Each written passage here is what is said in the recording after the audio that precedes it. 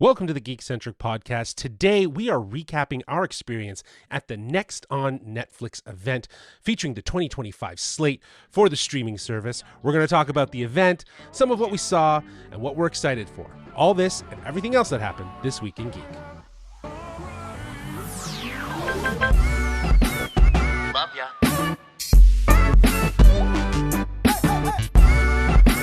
Get home safe, guys. Peace.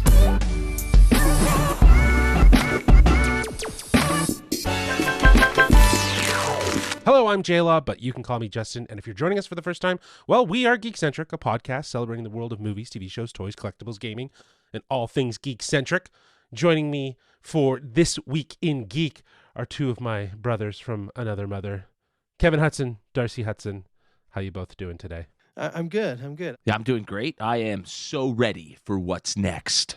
Yeah, I feel like I'm very ready.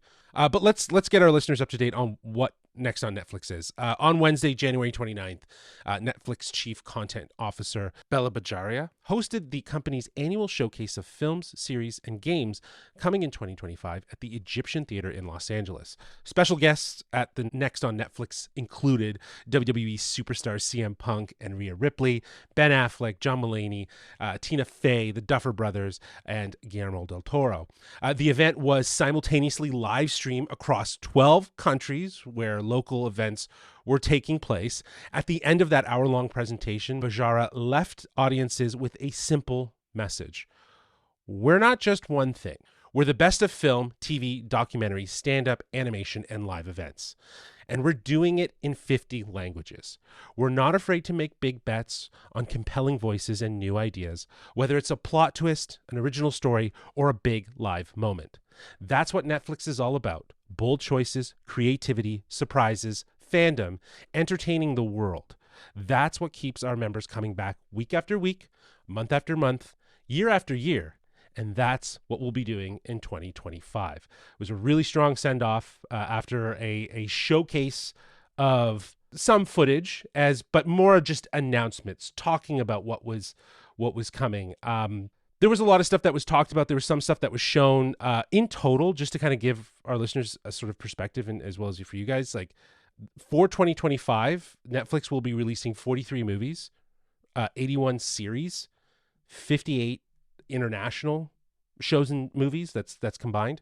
And there might be overlap in the movies and series section, and 11 games. So that's over 200 pieces of content. So, really at the end of the presentation where she was really highlighting, like, we do a lot more than other studios. It's kind of true. Like, I feels like in a lot of ways, like Disney's the only other one that could probably match that. But at the same time, I don't know if their output is that high, right? In terms of everything, maybe because they've acquired so many different studios. I haven't run the numbers of what their releases for 2025 are in theater and on streaming services, but now makes sense why they kind of acquired other studios outside of Disney to kind of keep up with this rhetoric and this sort of this release strategy, if you will, of being able to offer a variety of content. Yeah, they have to compete with the library that Netflix is boasting about, and which I find kind of weird is like Disney's kind of quiet about that. Like they acquire all these these companies, but a lot of their original content from these companies are very quietly released on the whatever streaming service they are, and you don't get much promotion. Whereas Netflix is again really in your face about how big they are, which is really cool. Again, I was getting very much like Demaro vibes from her Bella's presentation, like back to D23 when you were revealing all the park showcase stuff. It's like she had the same energy and was so charismatic and got you hyped for what was to come. Yeah. I think the idea that they were able to take a bit of LA and bring it to Toronto for us as press to kind of experience it, it was really, really nice. And they didn't like just put it on a screen and have everyone sit in a room. They made it fun. They allowed people to connect and interact. They had some photo ops, which are on our Instagram. We got to hang out with some of our fellow peers in the industry. And it was really nice to like kind of feel like we were a part of what was happening in LA in a lot of ways and seeing some of the stuff that we saw. But that said, all this effort for covering up phones and spoilers and stuff like that, and definitely to preserve with that sort of level of security. I was thinking, oh, we're gonna get some serious stuff. We're gonna get like first trailers. We didn't. We actually really didn't get anything outside of probably the first thing that kicked things off, which was Guillermo del Toro's first look at Frankenstein, which I guess would probably be the most like thing that you could spoil from this. Like if someone actually did somehow get screen grabs or things that were a thing, but it felt really cool though that like no one else was seeing that other than us at that moment, right? Well, yeah, and I think the thing you have to remember is this wasn't a fan event. This wasn't about getting fans hyped up about specific shows that they might know and love. This was about people in, the industry, media personnel specifically, press who cover these shows, just sort of letting us know what we should be excited about, sharing with our audiences throughout the year. And I think they did a good job of that, of making it like, wow, we're gonna be going to Netflix quite a lot this year to cover different shows and movies, and it certainly put on the radar things I'd never heard of yet, because I mean there's just so much out there in the world of entertainment that you couldn't possibly keep up with everything. So again, like you said, we didn't get massive spoilers or sneak peeks really, outside of a few shots here and there, and what were essentially, in a lot of ways 30-second teaser trailers for things. I don't just think a that clip was the of point. thing. Yeah, it was just like some of them. It's like it was definitely whatever they had that they brought to the presentation, right? And like I think again, why Guillermo's sneak peek at Frankenstein was the first thing. It was the most robust. It had the most it gave you an actual sense of what the vibe is of that movie. And I feel like it's aesthetically at least, right? And it definitely does get you going, like you're like, yeah, I'm excited. But after that it was very like there'd be like, oh, we just brought a clip from one of the episodes, right? And it's like it's just a clip, and it starts and it plays and doesn't give you too much context, but you just get to see how some character dynamics work. I think again it's what they could have bring to at least create excitement and engagement around it. Some of it worked, some of it didn't, I feel like. Yeah, I mean, I also think the way they did the presentation was probably largely formatted around who they could get in 100%. LA to present their content that was coming out this year. I mean, when you think that like they didn't mention once something like The Electric State, a massive movie from the Russo brothers coming out, even something that's very like massively popular on Netflix like Fear Street, that show's done so well for them, and they didn't mention it. I think the projects that we got to sort of see were based around what presenters they could get, and from that standpoint, I think they did a really great job there. Like Guillermo taking us into his monster factory of a home, and giving us a kind of really cool behind the scenes look. Tina Fey coming out, John Mulaney coming out and absolutely stealing the show, basically giving us a 10-minute stand-up bit to promote his upcoming talk show. So I think what we got to see was based on who they could get to present, and I will say that while the footage was lacking a little in terms of getting me excited, the people presenting did a terrific job of getting me excited. Yeah, for sure. I think one of the coolest things is when creators get the chance to talk about the projects and why they're so passionate about said projects. And again, like you said, Kev, all the presenters really got you excited more than I feel like a sizzle reel would have, because you can feel how much they care about what they're putting out on Netflix and stuff like that. So it was really cool to see. But yeah, the presentation, like, we were kind of talking about it after too, like, there's bound to be technical difficulties that tend to happen with the stream. When Bella was on stage and she was talking and stuff, that was fine. I think that was actually a pretty smooth stream. It's when they started cutting in the footage that audio would fall out of sync or things like that. So, you'd almost want to, like, you feel like you want to give this thing and what you're watching its best presentation. And it did kind of sometimes take me out of it a little bit, especially when like they were firing the audio pretty loud, and like ears were ringing so loud. I was like, oh my God, that's terrifying. So it's bound to happen. There's no perfect formula. Obviously they're not going to let Toronto have these assets to stream locally, which would have probably been better, but it had to just be, you're plugged in and you're streaming. This is what happens, right? Especially when you're streaming to 12 countries across the globe. Yeah, like when the shots of, like you said, of the stage and the presenters, that was all fine. That came in seemingly perfectly synced and everything. But yeah, the footage when they would take whatever they would be seeing on the screen and gave it to us full screen is where some of the technical difficulties came in. And you made the great joke that the world's #1 streaming platform isn't streaming. I was just thinking it was now. ironic. It wasn't really a joke. I just thought I think it's an irony that happens. And Netflix has been really trying to figure out the live event thing. I know the Mike Tyson, Jake Paul fight was a bit of a streaming nightmare for some, for the live event. And I didn't have a problem with Raw when I did that, but I don't know, right? If everyone has that was one of my big concerns was when Raw switched over to Netflix, and I mean they're 3 weeks in now, and that's 3 weeks of Raw, SmackDown. They have their first big PLE premiere live event this Saturday, or I guess it would be. They just had their first big pay-per-view on Saturday for the Royal Rumble. And I haven't noticed any of the issues that I think the Jake Paul fight allowed them to maybe iron out. They've done a couple comedy specials. I know Chris Rock had one. They did the Jake Paul fight. But when you get 2 million people or 1.5 million people tuning in weekly for a show that, they used to just get on cable TV, it better not have any issues. So I think they've ironed out a lot of those details with the live events. And I think they've also done football, and they're going to continue to do these live events more and more. So soccer, they have I think, to is make going to sure be a it's thing working. Too, They have to make sure they're nailing it, because that'll kill a lot of projects going forward if it's not as perfect as can be. Yeah, absolutely.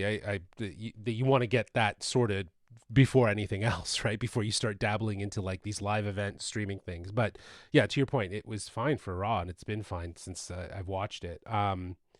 I think the only thing I would say about the presentation that was missing for me was animation. Netflix animation is absolutely killing it. And they mention projects, but it could have been its own section, in my opinion, talking about kids programming, talking about adult animation programming, actually giving it a bit more of a focus, because they have some of, in my opinion, some of the best animated shows that I really adored, from Arcane to Blue-Eyed Samurai. Big Mouth is in its final season, which is coming this year. There's good animated content on Netflix. I think that it should have gotten at least a little bit of love, even if it was just a small portion of the presentation. It would have been nice. But again, who do you bring in to present that? That's on the level Blue-Eyed Samurai of killed Tina it. Fey, Sure. Ben Affleck. You know what I mean? Yeah. Are there creators? Do you have Nick Kroll come out? And Well, John Mulaney talk is about in Big Mouth, and Nick Kroll is you could have probably maybe done something there. Now that I think about it, but I don't know. At the end of the day, again, there's so much to talk about. We said there's over 200 pieces of content coming out for 2025. We got a lovely pamphlet, which I'm showing to the camera, but you don't see it, our listeners. And it's great. It outlines everything. It has everything in there. And to the point of what you said, Kevin, it is a real reminder of something that we want to go back to and be like, oh, we want to cover that. We want to cover that. And there is a crap ton that we want to cover for 2025 from Netflix. But yeah, huge thanks to Netflix for inviting us to this event.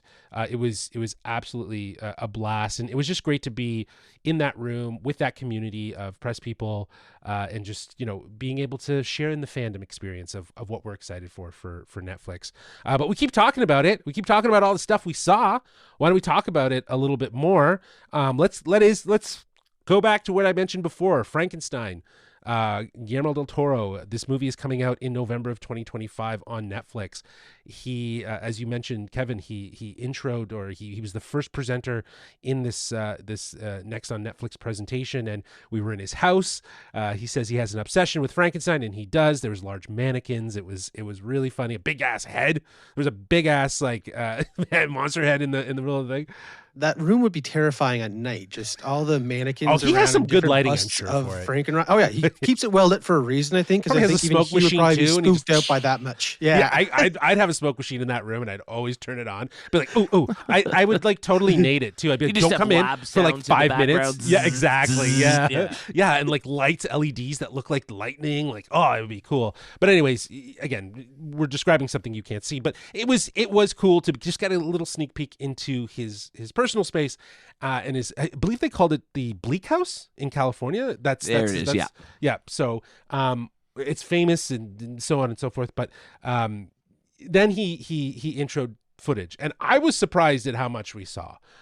It's probably roughly, if I'm thinking correctly, anywhere between a minute and a half to 2 minutes of just like footage of like sort of a flavor of what this world of Frankenstein from Guillermo del Toro is going to look like. It feels like he's really trying to do something different based on what he's envisioned about this movie. But I digress. How did you guys feel about the footage? Yeah, I mean, I'm definitely interested in the movie more so than I thought I would be. It's again Guillermo del Toro putting his spin on any story is always an interesting ride. So the fact that Frankenstein has been such a passion project of his for so long, I think that this is going to be a really, again, very interesting movie and a fun ride to say the least. So I'm looking forward to it. Yeah. Yeah, and I don't know if it again was an issue with the streaming, if the frame rate was a little off, but it looked more of a TV production level than a big screen movie production. Yeah. And that's what I was kind of referencing there too, right? Is the overuse of studio. Like it looks soap opera-y. And I think he's transitioned his look because he's really morphed into digital now, and he's shooting more on sets. And Toronto is a very set heavy film industry.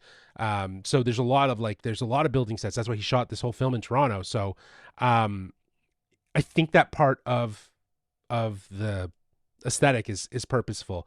But if there were some like jittery frame rate stuff that was happening, and I was like, what's going on here? And then I realized it was the stream.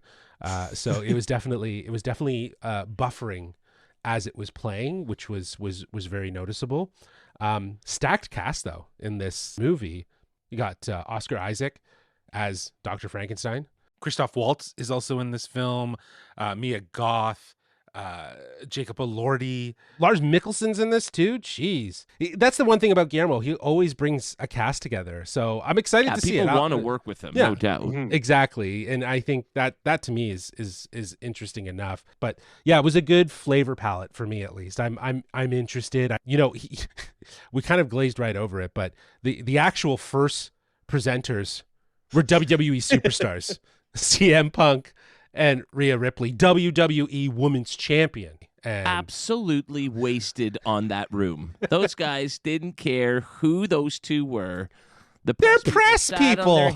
Man, you're in an event like that. Give a little hoot and a holler, especially for the wrestling people. Like, especially if I was there, I would have. When he's hamming it up, going, "Come on, let me hear you," and it was just like, "Oh yeah," like, what a waste. No, he made fun of them. He said, like, we're used to like rowdy crowds. We know, but we need a little more love here. CM Punk was very very instigative with the audience about saying like, come on, show us some love. I really did appreciate that. But man, like we were saying, WWE on Netflix, that is going to be huge for them for 2025. Like, I thought it was just Raw. And when I found out it was Raw and SmackDown, I'm like, damn, they got the whole and kit everything, and caboodle. all everything, the libraries over there now. All the past network is Raws no more. and pay-per-views. Like the WWE network's gone. My subscription's over. How come I can't I'm saving $18 a month. That's well, lovely. you are, but you're paying more. I will say I did get an email already today. Subscribed. Yeah, I know. It's not like I'm not going to be subscribed to Netflix. Well, see, here's the thing. So it was funny because the day before this, my wife got a notification on her iPad, where we share obviously a Netflix account as a family, that the price is going up to $25, and I was like, oh. damn, that's a lot, right? And then I go and I do this event and we see all this stuff and I'm like, well, it's kind of They worth gotta it. pay for it somehow, right? I'm like, there's a lot of stuff coming. Like, there's a lot of stuff. Tens right? of thousands of hours of content in one year. And I'm Like, sorry, they I gotta pay can't. for it I somehow. can't get screeners for all of it, so I gotta watch some of it, right? So, but like, and I think that's the thing too. It's like Netflix is pretty comfy though at that point where it's like they were saying, they're a powerhouse in making content across spanning genres, spanning mediums, and from live to like television, traditional dramas, sitcoms, whatever, right, to full on movies. So there's a lot of content. Like, they're safe. Like, you can increase the prices and you'll see why you're getting stuff for it. And the WWE being a part of Netflix is massive. It is huge, and thank you for sharing that their whole library and stuff is over there. I am going to go purge Netflix and see how much I can find and add to my watch list later.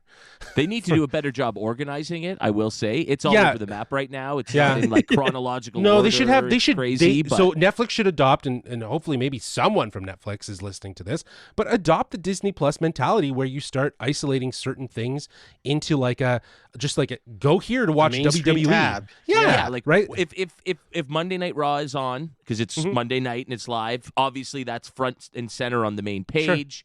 Or even you have it right near that homepage. Watch the most recent episode of Raw, Yeah. but everything else should be in its own sort of page set up to look like a Netflix page, but with WWE Well, like- stuff organized. Yeah, and- if you had WWE, but then you had a section for just movies, right? And then you had a section just for TV shows, right? Like how in Disney Plus you have Disney, Marvel, Star Wars. You can go into those individual properties or IPs and look at all the content that they have for that.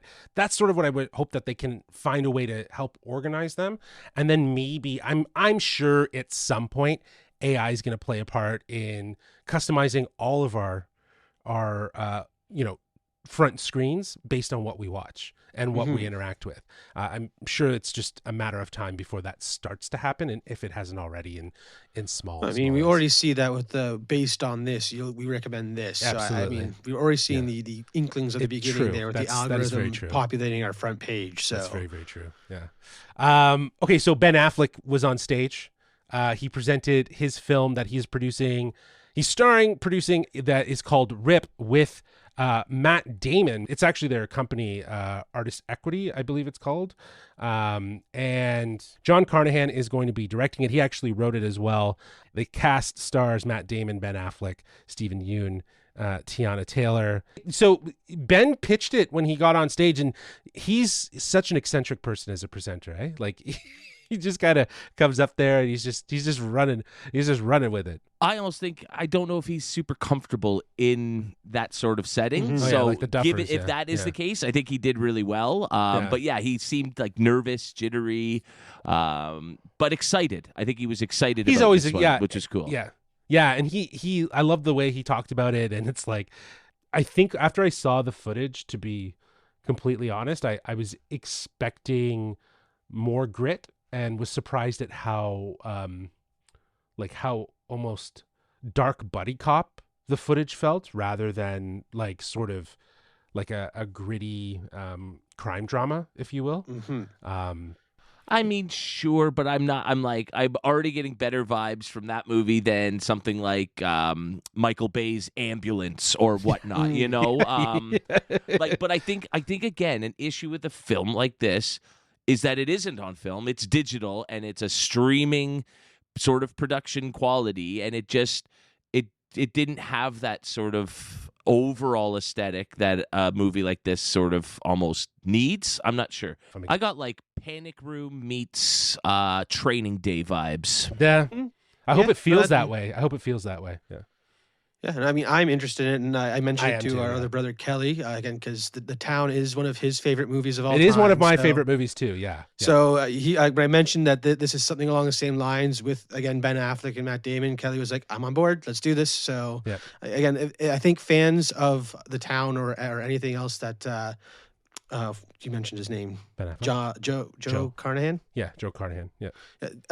Yeah, fans of anything else Joe Carnahan has done will probably be really drawn to this project. And again, we can't really judge much on looks based on whether what we saw was final or not, or again the quality we got could have been affected by the stream. But Sure. to say the least, I'm intrigued. Yeah, I'm very intrigued. I feel like I 100% am going to check it out, and exactly for the exact same reason. I love The Town. Town is one of my like all-time favorite movies. I've watched it numerous times. It's like comfort food for me, as Nate would say. I'm very excited that we are getting another sort of cop drama, crime thriller from Ben Affleck. It looks good. John Mulaney took stage, and he didn't show any footage. He just talked really about His new show, Everybody's Live in L.A. with John Mulaney, which is coming out March 12th. seems pretty cool. I'm interested in knowing a little bit more about that. I know that he was talking about he's done some already, which I was unaware of. Have you I had guys no clue. checked out? Yeah, No clue.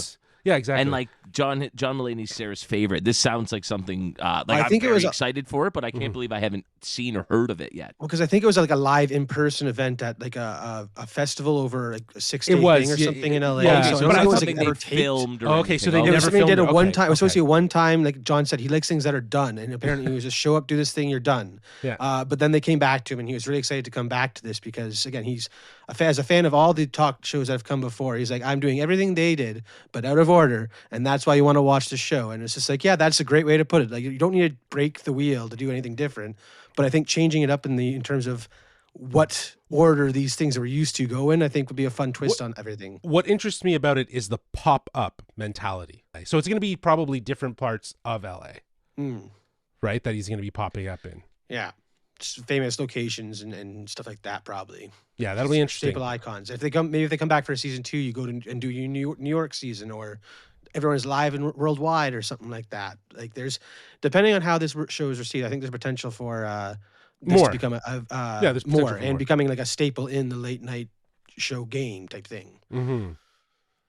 Yeah, for sure. Absolutely. Some other things that we saw footage for, 0 Day with Robert De Niro. This is a show. I had seen some stuff about it. I was just like, meh. But what they showed was actually pretty interesting. It seemed very intense. that was one of the ones that when she started mentioning it, I would have put it towards the bottom of my interest level. But seeing that footage brought it way up. I was like, that looks like and then this pretty gritty, dark show, man. Yeah, and the cast is pretty sick. Like I said, Robert De Niro's in it. Angela Bassett is also in it. Lizzie Kaplan, Jesse Plemons, Joan Allen, Matthew Modine is in it as well. But yeah, it's got some White House presidential vibes, Secret Service, if you will. They didn't tell us anything about the what was going on. They just kind of dropped us in and gave us like a very, as you said, dark and gritty scene, which was really, really interesting. Like I might check it out. It's a matter of like, I think with those shows too, it's always a matter of like how fast can they hook me and get me interested. And that's really what's going to come down to with that one. Yeah, and I think it's cool because they paired that one with the Jude Law and Jason Bateman Black Rabbit show. Black Rabbit which also show, yeah. seems like, again, the two actors are enough for me to have me interested, but then the taste of what we got with this, again, sibling relationship that's very fraught over time. Yeah, I and don't know if I distance fully and understood what they were. actions. Yeah, like what the events were Didn't happening. get much, but I'm interested for sure. For sure. There's that's exploring that, especially like you said with Jason Bateman and Jude Law. Like that's going to be awesome. That casting alone has me hooked to want to watch that. Tina Fey was on stage as well. She was talking about the Four Seasons, first season of a show. Now this was based on it's basically an adaptation of Alan Alda's 1981 big screen romantic comedy of the same name. Now it's going to be converted into a series, and obviously Tina Fey is on as a creator, and it stars Tina Fey, Steve Carell, Will Forte, Carrie Kenny, Coleman motherfucking Domingo, and that's what she said, and Marco Calvani. And it's, I don't know, like she referenced Nancy Myers when she was kind of setting up this footage. But it, that's kind of what I was getting from it. This was one of those things that we saw where it was just a clip from like an episode. Like there was no context, much like Zero Day. There was no context. There was nothing to really set it up. It was just to kind of give you like, here's a scene, right, and how this has been put together.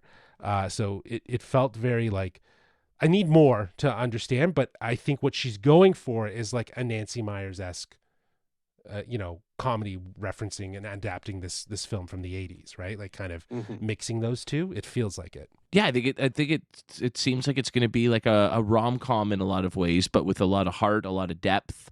And older again, characters, a terrific like cast. older characters for sure. Like I don't think that these are millennials or they've had They're 50 Yeah, I know. year old couples. Exactly. And even 50 the premise, right, as she described it, they get together, over the course of 4 different trips or get-togethers. We don't see them in their day-to-day lives. We only see them when they're together and interacting, and how those relationships evolve over the course of a year. At least that's what the movie is, and so her adaptation sounds like it'll be quite similar to that. I wonder if think it's 4 a really, episodes. It said 8, I believe. So, okay. Maybe we get two episodes per event, and it's Interesting. spread out over the course of a year. But I think the cast alone makes it look that clip I saw had me interested for sure. Yeah, for sure. I don't think they need to do much, right? Like they just need to. They kind of had to, like, give you at least a flavor of how these characters are going to be in this sort of pool. And even though you didn't see everyone, who you saw was cool. And it definitely set the vibe for what they're going for. And I think the cool thing about, or at least what I've noticed about this 2025 slate, is that Netflix is really, again, they're relying on these names to at least spark that interest, because all these shows we're mentioning and films have a stacked casts. Like I don't think we've mentioned one that hasn't been loaded with big names that you want to see and stuff like that. So it's, again, Netflix is again, that you mentioned that price increase, and you can see what it's going towards. It's going to big names and great stories. So let's see what's coming. Yeah, man. Yeah, for sure. I totally agree. So I guess this might have been one of the last presenters, but like we were mentioning before, the Duffer Brothers did come on stage, and they did share some insights on the future after season 5. They didn't really talk about season 5. Actually, they came on after they showed footage for season 5. So let's talk about that first. The footage that we saw. We can't say much other than we saw footage, and it wasn't actual footage from the show. It was just a behind the scenes sizzle reel. And it I think what they were going for, at least what I saw, was like scale and scope. It's massive. This is going to be huge. And they definitely reiterated that, or gave that sentiment on stage when they talked about 8 episodes of like 8 blockbuster movies. Right. Yeah, they mentioned they had 650 hours of footage to go through. So that's a lot of shooting. I hope they have more than for one a fun editor. finale. As a single editor, going through that would be a nightmare. But I'm sure they have a lot of assistants and stuff that are helping with them. But no, I think, again, I think if anyone was wondering, first, if anyone's wondering how big it's going to be big. It's going to be a big friggin' finale for the show because, as Bella was saying, you never forget your first, and this was their first real big hit on Netflix, right? It was game changer for them, and they're going all in, and it seems like it's going to be crazy. But what the stuff that they're going to be bringing after sounds really, really interesting. Yeah, I mean, it sounds like they're going out with a bang. The Duffer Brothers basically said it's going to be 8 blockbuster movie sized episodes. Which I know a lot of people felt that some of the episodes were almost too big and too much last year or in the season 4, but you got to go out big and with a bang. But yeah, you were saying, Jess, they really did kind of focus on what's next, and without announcing any specific projects, it does sound like they'll be staying in that kind of Stranger Things world with some new, different projects. Yeah, outside of Hawkins, maybe outside of our Fab Four and all that. It'll be interesting to see. Well, the way they described the one show called The Burrows, Alfred Molina is going to be in it, and it doesn't seem like it's going to exist in the Stranger Things world of the Hawkins and the Upside Down, but it feels like it's going to adopt, as they described, some of those horror elements and some of those sort of group dynamics. So it seems like it's like a old folks community that kind of get to interact with something spectacular and extraordinary, and they have to kind of figure it out. It kind of feels like it's purposely meant to feel opposite of what Stranger Things was. Kids discovering something incredibly bizarre and having to figure it out over the course of 5 seasons. So I think it's fun that they're kind of playing with those themes. But again, we'll wait and see what they have. But it's interesting that they, like you said, Kevin, that they're going to be sticking around and they want to do more with their production company, which was called Upside Down, which makes sense. Yeah, well, I mean, I think it's cool too that they mention that they're focusing on telling stories about characters that interact with this fantastical world. Yes. So it's all about it's character-driven stories, which is what Stranger Things was. Very like 80s focused teenager coming of age story. Yep. And now we're gonna the fact that they're gonna be shifting it to maybe a different lens to tell or explore the same realm through is a really cool idea. Yeah, it's cool. I'm definitely down for it. Well, they also talked about the fact that Wednesday season 2 will be coming out this year. Nothing was shown for that. They also talked about the fact that, Squid Game, another big popular series for them, season 2 did really, really well in the holidays, and they will be coming out with season 3 later this year in June, which, again, all of this is online on their various channels, promoting all of the stuff that's coming soon. Other than that was it, if I'm not mistaken, for things that we saw, like especially things that were just super memorable from it. I know that there was a couple other dramedy shows that were talked about. I think we saw preview footage for one based on a book that is escaping me at the moment. There was one though that I saw today, a trailer for. It's a Shaunaland show, because Netflix has that deal with I think her name is Shonda Rhimes, if I'm not mistaken, from Grey's Anatomy, head creator of that, and she's done a variety of other shows with Netflix, and she has this new one that's coming out, which is called The Residents. It's going to be its first season. It comes out in March. It feels like it's the trailer that I saw online that they posted. It feels like a Knives Out murder mystery in the White House. So I'm kind of interested. Uzo Aduba is the lead actress, and she's the investigator of this crime, and she's very quirky. She has a lot of LeBlanc. But yeah, we didn't get any Knives Out. They mentioned it again. They mentioned brought it up. They brought it up. They brought it up. They brought up Cobra Kai. They brought up this show. This film, Kind of Pregnant, from Amy Schumer. Happy Gilmore showed nothing. There were things that I thought we were definitely going to see more of. Nothing for Black Mirror. You mentioned it, Kevin. Nothing for Electric State.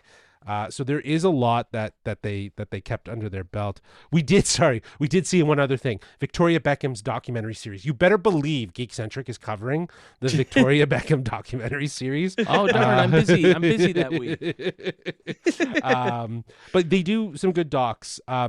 And so again, like, everything is getting love this year from Netflix, and it's exciting. It's very exciting. Well, yeah, and I mean, I know there was probably things we wanted to see some footage from, but I mean, this event was an hour long, not 6 hours, thankfully, and so I think, again, based on who they could get to present, they sort of formulated around that while constantly reiterating how much stuff is coming. It would have been impossible to cover even a tiny fraction of it. For sure. So yeah, I think that was almost more the point of the event, rather than focusing on any specific projects, was focusing on the scale of the production and how much they're really pumping out and delivering. Yeah, and there was obviously nothing at this point for Avatar or One Piece. Darcy, I know you're excited for One Piece. I think that might be a 2026 thing, so we'll see. But again, this, like you said, Kevin, this was a press event to get press excited for what to cover and what's coming.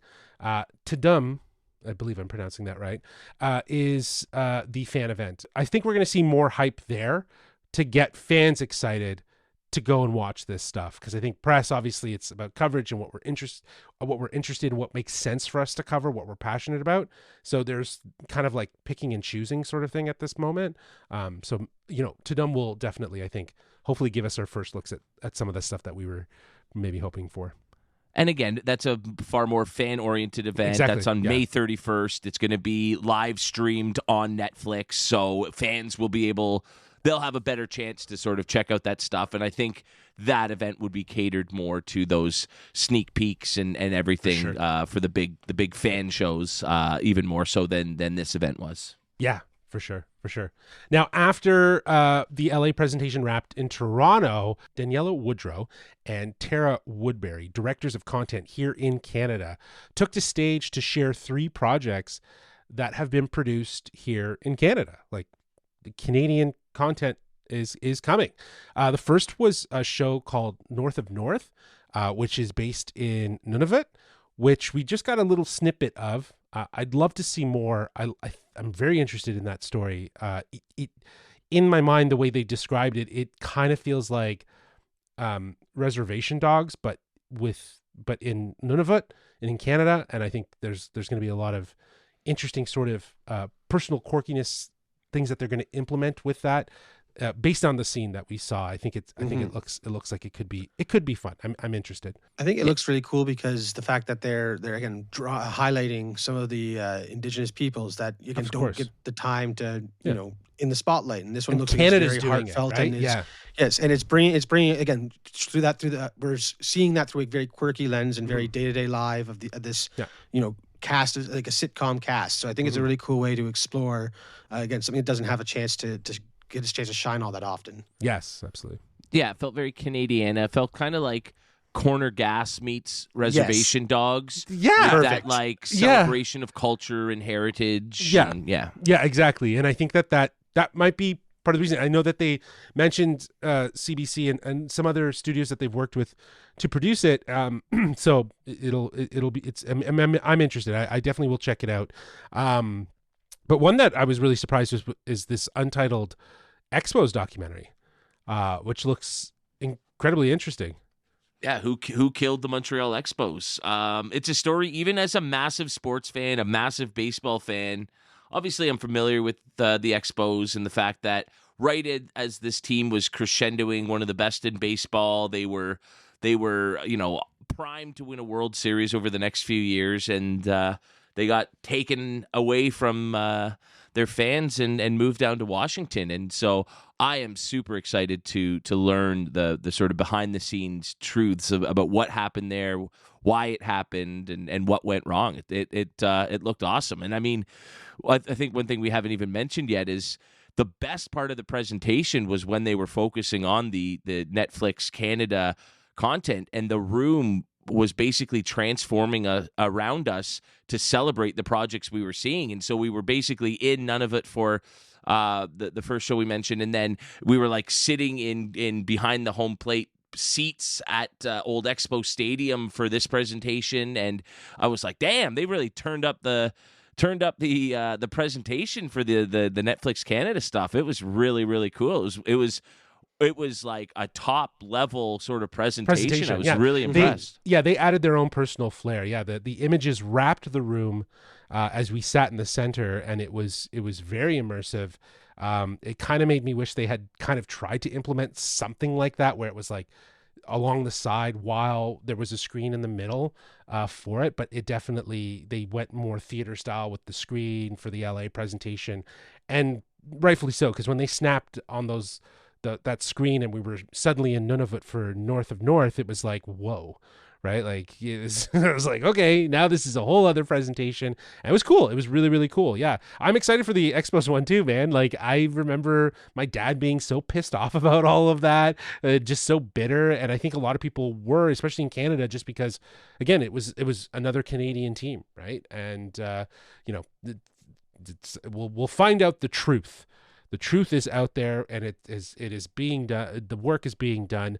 The last show we saw that was Canadian produced is called Wayward, and Wayward is starring Mae Martin. Mae Martin is also the writer, and if I'm not mistaken, showrunner, co-writer and co-showrunner is how Danielle introduced her, if you will. But it stars, Mae Martin, Toni Collette, Sarah Gadon, Sydney Topliff, Olivia Allen Lind, Brandon J. McLaren, and Patrick J. Adams. I wasn't unfamiliar with who Mae Martin was, but There they were on stage with Danielle for this last presentation, which took us to a very serene treetop high sort of place. And the show, it looks interesting. It looks very much like a sort of dark comedy dramedy, if you will, with centered around teen angst, if you will, is the way that it was kind of described. Yeah, I think what was cool when Mae Martin was talking about what it was like, what she watches, what inspired her to tell this type of story was the fact that she loves thrillers, and she mentioned Severance multiple times. She likes the idea of Quirky these thrillers. quirky thrillers where there's there's real heart in the comedy and a sense of humor to these characters that are just finding themselves thrown into these very suspenseful, intense situations. Which, again, how much I love Severance and how much she dropped it a couple times. No, during I the think panel. I think it's definitely a source of inspiration, which is fine. I think this is where more better stories and more stuff will come from. And it's, Severance is more of a vibe than it is like, it has something incredibly unique to it. It's a vibe in its own, and that's what they're really trying to go for with this show. this was really cool though. I think this portion, I was really intrigued by this, like Canada produced content by Netflix. Like, that's awesome. I want to see more of that. I want to see what else that they want to bring to life. And yeah, that's cool.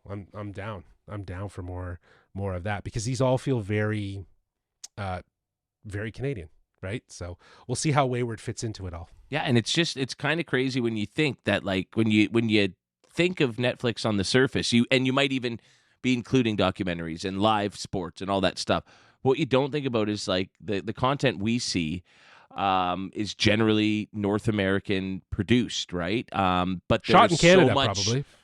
well, in a lot of ways, but you know what I mean, right? It's a lot of North American actors, that sort of thing. And Netflix is so much more than that now, and they really seem to, during the presentation, pride themselves on having this wide array of international production from 50 different countries and all the different languages. Broadcasting to 12 different outside countries of as well. Squid yeah. Games, there's so much international stuff we've probably never heard of, never seen, and Yeah. is probably absolutely beloved in these home countries and languages. It's very crazy to think. And so Canada, though we speak English and are as part of North America, to get those sort of true, authentic representations is a really cool idea.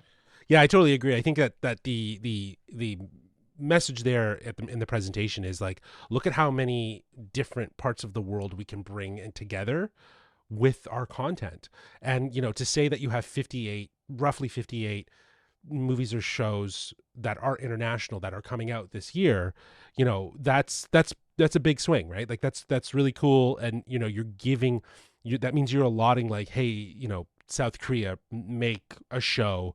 Hey, France, make a show, right? Like, you're encouraging, that global presence to have a part in creating their content. And I think that that's really great. Canada gets to now bring that, and all of these shows look like they'll be great representations of Canada in one way or the other. But that is it for our recap of Next on Netflix 2025 event. Huge thanks again to our friends at Netflix and Netflix Canada for inviting us to the Toronto event, where we could see a little bit more of what's coming next. But also a huge thanks to our peers, Eric Marchin, Matt Rohrbeck of the Untitled Movie Podcast, Brad Shankar from Mobile Syrup, and Andrew Powell from The Gate. What's so great about events like this is it allows the press community to kind of get together and, connect, and much like fans, share in the excitement for what's next at Netflix. So again, a huge thanks to our friends at Netflix Canada for inviting us out.